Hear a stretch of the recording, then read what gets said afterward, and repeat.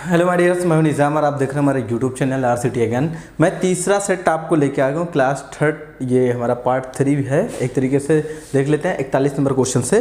तो देखिए, इसमें सबसे पहला जो हमारा क्वेश्चन है ना, वो हम लोग समझने की कोशिश करते हैं। यहाँ पर देख रहा है SMTP, यहाँ पर देख लिखा है SMTP, शॉर्टकट में लिखा है, यहाँ पर हिंदी में एक में लिखा है SMTP किससे संबंधित है। तो SMPT का मतलब होता है सिंपल मेल ट्रांसफ़र प्रोटोकॉल। तो कुछ इस तरीके से इससे संबंधित होता है। तो इसका जो करेक्ट आंसर है वो सिंपल मेल ट्रांसफ़र, यानी मेल शब्द, इसमें एम का मतलब मेल शब्द जुड़ रहा है। तो ये जो हमारा ये है ना ईमेल शब्द, इससे संबंधित है SMTP, ठीक है, SMPT। नेक्स्ट है VDU किस प्रकार का उपकरण है। VDU मतलब विजुअल डिस्प्ले यूनिट। तो विजुअल डिस्प्ले जो यूनिट है वो हमारा आउटपुट से संबंधित है, क्योंकि इस आउटपुट डिवाइस में मॉनिटर आता है, मॉनिटर को ही हम लोग VDU बोल सकते हैं, विजुअल डिस्प्ले यूनिट, ठीक है। लिखा ईमेल के जनक कौन है। तो ईमेल के जनक जो है वो शिवा अय्यादुराई जी है। क्लियर। लिखा मूव कमांड्स और कॉपी करने के लिए होता है। मूव कमांड जो है क्या कॉपी करने के लिए होता है। तो मूव का तो मतलब होता है कि एक जगह से हटा के दूसरी जगह मूव कर देना। तो कॉपी कमांड के लिए तो बिल्कुल नहीं होता, उसका करेक्ट आंसर हम फॉल्स कर देंगे। क्लियर। लिखा निम्न में से कौन सी यूनिट अस्थायी रूप से डाटा को रखती है। एक होता है अस्थाई, एक होता है अस्थाई। अस्थाई का मतलब होता है टेम्परेरी, अस्थाई का मतलब होता है परमानेंटली। जब भी इस तरीके की कोई बात है कि मूल रूप से निम्न में से कौन सी यूनिट अस्थायी रूप से डाटा को रखती है, तो अस्थायी रूप से यानी परमानेंटली अगर कोई रखता है तो वो है हमारी सेकेंडरी मेमोरी, जैसे कि pen drive, hard disk, SSD, ये सब CD, ये सब क्या करते हैं, परमानेंटली हमारे डेटा को रखते हैं। जब तक अगर हम खुद ना डिलीट मार दें तो ऑटोमेटिकली डिलीट नहीं करते हैं। क्लियर। जबकि प्राइमरी मेमोरी में क्या होता है, ऑटोमेटिकली डिलीट हो जाती है डेटा। लिखा लिस्ट प्रॉक को 1986 में लिखा गया था। तो लिस्ट प्रॉक जो है 1986 में नहीं लिखा गया था, इसका करेक्ट आंसर फॉल्स है। लिखा हैकर एक ऐसा सॉफ्टवेयर है जो आपकी अनुमति के बिना आपके कंप्यूटर तक पहुंच सकता है। तो पहली चीज़ तो हैकर, जो इसमें हैकर शब्द आप देख रहे हो, हैकर शब्द होता नहीं है, यानी हैकर कोई सॉफ्टवेयर नहीं है, हैकर एक शब्द का नाम है। तो हैकर सॉफ्टवेयर नहीं है, तो पहली बात तो ये सीधा सीधा गलत हो गया, फॉल्स हो गया। अगर ये पूछता कि कोई वायरस कंप्यूटर को आपकी अनुमति के बिना पहुंच सकता है, तब तो सही हो सकता था, लेकिन हैकर एक सॉफ्टवेयर है, तो हैकर कोई सॉफ्टवेयर नहीं होता है। नेक्स्ट देखा WLAN का अर्थ वेब आधारित लैन से है।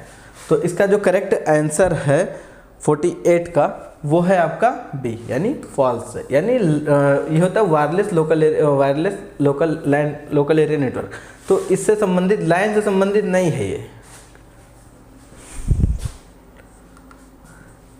लिखा बायजूस ऐप को किससे संबंधित है। अब बायजूस ऐप सोशल मीडिया चलाने के लिए तो है नहीं, मैसेंजर तो है नहीं, शॉपिंग तो कर नहीं सकते। तो ये क्या है, लर्निंग ऐप है, यानी इससे हम पढ़ाई कर सकते हैं ऑनलाइन घर बैठ के।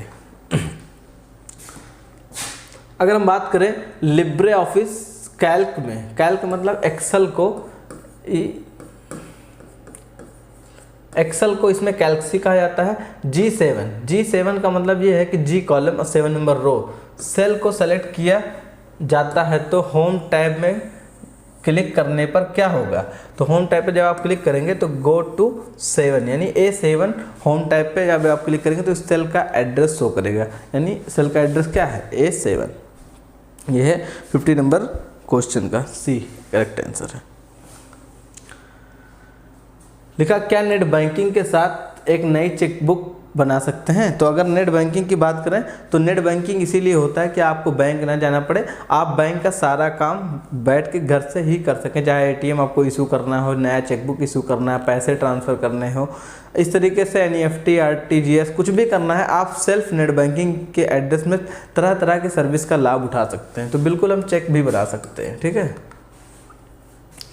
देखा जिनके द्वारा हम इंटरनेशनल मनी ट्रांसफ़र करते हैं। तो किसके द्वारा हम इंटरनेशनल मनी ट्रांसफ़र करते हैं, IFSC के द्वारा करते हैं कि RTGS करते हैं कि NEFT करते हैं। तो RTGS और NEFT तो करते हैं, लेकिन अपने इंटरनेशनल नहीं करते हैं, अपने ही देश के अंदर कर लेते हैं। लेकिन जब हम इंटरनेशनल की बात आ जाती है, वैसे RTGS NEFT बहुत बड़ी चीज़ है, पैसे ट्रांसफ़र करने में बहुत मददगार होता है हमारा। तो इसको हम लोग बोलते हैं वैसे स्विफ्ट, ठीक है, स्विफ्ट के माध्यम से हम लोग पैसा इंटरनेशनल मनी ट्रांसफ़र करते हैं। क्लियर? देखा, माउस के लेफ्ट क्लिक करके मूव करने को क्या कहा जाता है? जब माउस का लेफ्ट, अगर आपने माउस का लेफ्ट बटन दबाया, क्लिक किए हुए हैं और उसको क्या कहते हैं? क्लिक करके अगर हम चला रहे हैं, उसको दबाए हुए और चला रहे हैं, तो उसको हम लोग क्या बोलेंगे? तो इसका जो करेक्ट आंसर है हमारा वो ड्रैग एंड ड्रॉप बोलते हैं। ड्रैग करके ड्रॉप कर दो, कहीं भी चेंज कर सकते हो, कोई भी ऑप्शन को सिलेक्ट किया ड्रैग कर देते हैं, तो उसको तीसरा ऑप्शन इसका बिल्कुल सही है। कट कॉपी नहीं होगा, कट पेस्ट भी नहीं होगा। क्लियर? लिखा, किस मेनू में फॉन्ट चेंज होता है? किस मेनू में? तो सभी लोग जानते हैं फॉन्ट वगैरह अगर हम चेंज करना चाहते हैं तो वो कौन सा मेनू हमारा होगा? वो होगा फॉर्मेट मेनू। फॉर्मेट मेनू में सारे फॉन्ट से रिलेटेड ऑप्शंस होते हैं, जहाँ से हम फॉन्ट वगैरह की साइज, स्टाइल्स और तरह तरह के बदलाव कर सकते हैं फॉर्मेटिंग से। लिखा, प्रोक क्या है? अगर हम प्रोक की बात कर ले, 55 नंबर हमारा क्वेश्चन है, तो प्रोक जो है एक वर्चुअल फाइल सिस्टम होता है। वर्चुअल फाइल सिस्टम होता है। क्लियर? आप लोग ये सब थोड़ा ध्यान रखिए, थोड़ा टिपिकल क्वेश्चन ट्रिपल सी में पूछता है, ताकि हो सकता है कि आप कभी सुने ही ना हो, तो आप जब प्रैक्टिस करोगे लगातार तो सारी चीज़ें क्लियर होती चली जाएंगी। ठीक है? तो प्रोक जो है वर्चुअल फाइल सिस्टम को प्रोक कहा जाता है।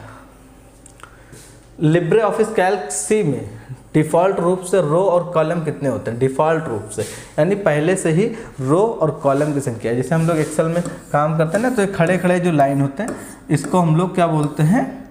ये जो हमारा लाइन है, इसको बोलते हैं हम लोग कॉलम्स, कॉलम। और जो बड़े बड़े लाइन होते हैं इस तरीके के, इसको बोलते हैं रो। तो पूछ रहा है कॉलम और रो की संख्या कितनी होती है? तो इसमें जो करेक्ट आंसर है वो 10,48,576। ये क्या है? आपके कॉलम है। क्या है? कॉलम। और ये जो 1024 है, ये क्या है? आपके रो। क्लियर?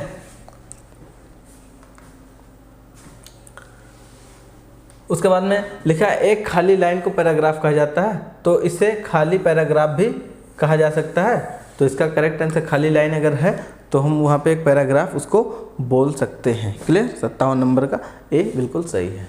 नेक्स्ट है आपका, लिब्रे ऑफिस कैल्क सी में कितने प्रकार के सेल रेफरेंस होते हैं? अगर हम लिब्रे ऑफिस की बात करें तो इसमें सेल रेफरेंस की बात कर रहा है, तो कितने प्रकार के सेल रेफरेंस होते हैं? तो 2 प्रकार के इसमें सेल रेफरेंस पाए जाते हैं लिब्रे ऑफिस कैल्क सी में।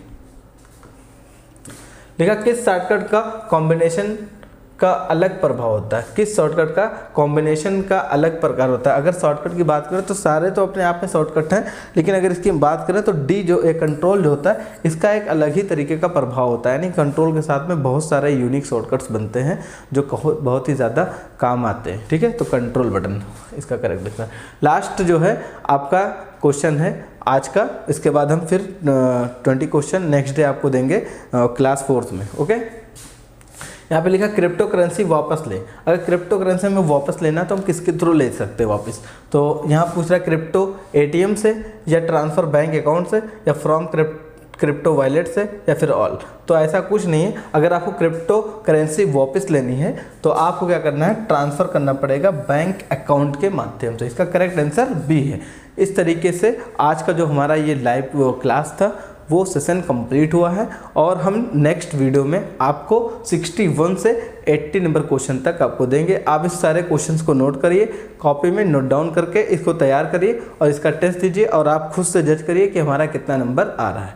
मैं उम्मीद करता हूँ आपको ये वीडियो पसंद आया, तो प्लीज़ वीडियो को लाइक करें, वीडियो को शेयर कर दें, और चैनल पर नया है तो प्लीज़ चैनल को सब्सक्राइब करें। और इसी तरीके से CCC एग्ज़ाम को कम्प्लीटली 100% गारंटी के साथ पास करना है ना, तो बेल आइकन पर